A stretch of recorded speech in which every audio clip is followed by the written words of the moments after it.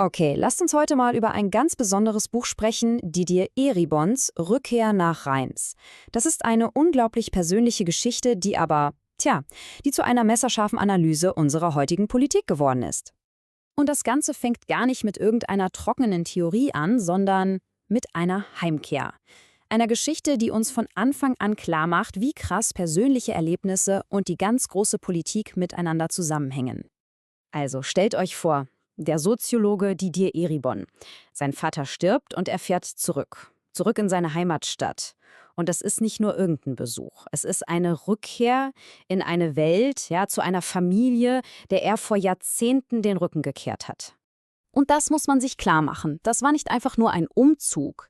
Nein, das war ein radikaler Bruch. Eine richtige Flucht. Weg von der Enge, der Homophobie, dem Anti-Intellektuellen in seinem Arbeitermilieu und rein ins intellektuelle Leben von Paris. Dort hat er sich quasi komplett neu erfunden. Aber genau diese Rückkehr, die konfrontiert ihn mit etwas, das ihn total schockiert. Und das wird dann auch zum zentralen Rätsel seines ganzen Buches. Was er nämlich herausfindet, ist unglaublich.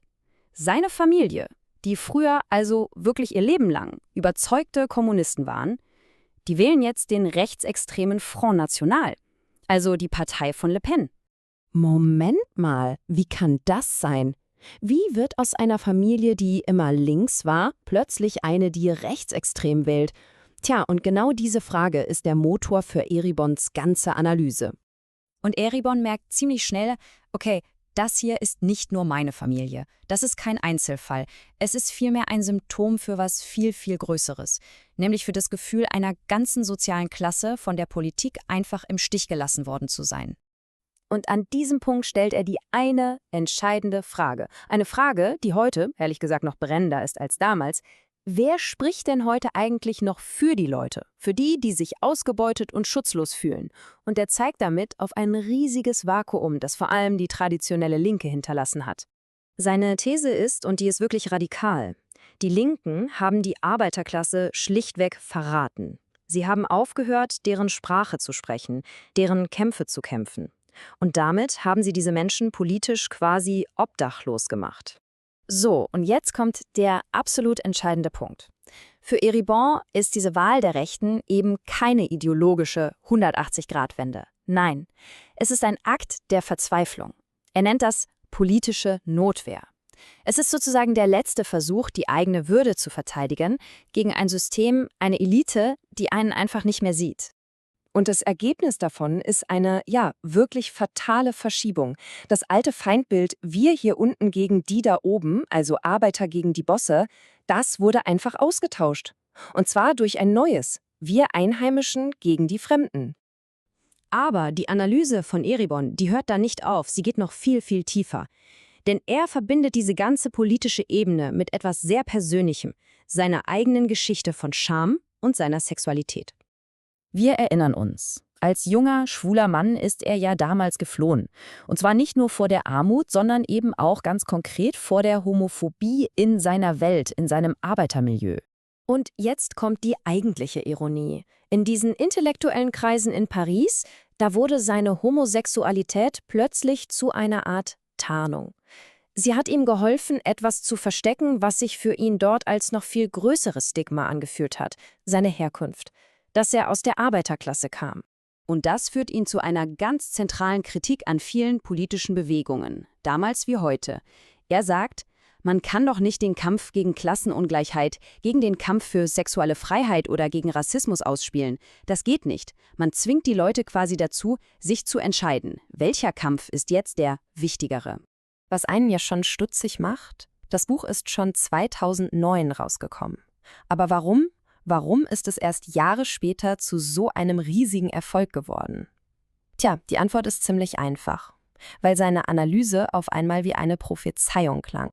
Denkt mal drüber nach, 2016, das Jahr, in dem der Brexit kam, in dem Trump gewählt wurde, und plötzlich hat jeder dieses Buch gelesen. Auf einmal waren die politischen Entwicklungen, die Eribon Jahre zuvor in seiner kleinen französischen Heimatstadt beobachtet hatte, ein globales Phänomen. Jeder hat es gesehen. Sein Buch war auf einmal der Schlüssel, um all das zu verstehen, was da gerade passierte. Diese ganzen politischen Erdbeben. Er hatte das Phänomen, über das plötzlich die ganze Welt rätselte, schon vor Jahren analysiert. Und zwar am ganz persönlichen Beispiel seiner eigenen Familie. Und so lässt uns Eribon am Ende mit einer Frage zurück, die vielleicht die wichtigste von allen ist und heute aktueller denn je. Wie schaffen wir eine Politik, die diese Kämpfe um Klasse, um sexuelle Identität, um Herkunft endlich mal miteinander verbindet, anstatt sie immer wieder gegeneinander auszuspielen?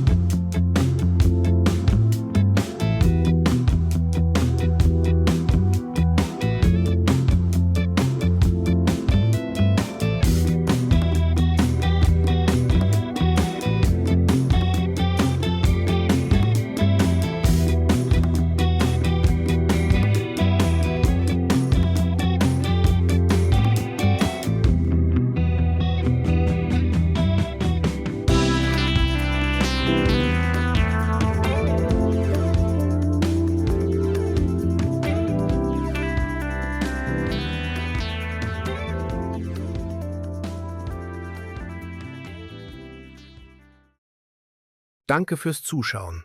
Wenn dir der Beitrag gefallen hat, abonniere den Kanal und gib ein Like. Das kostet nichts, hilft aber anderen, diese Inhalte zu finden. Bis zum nächsten Video.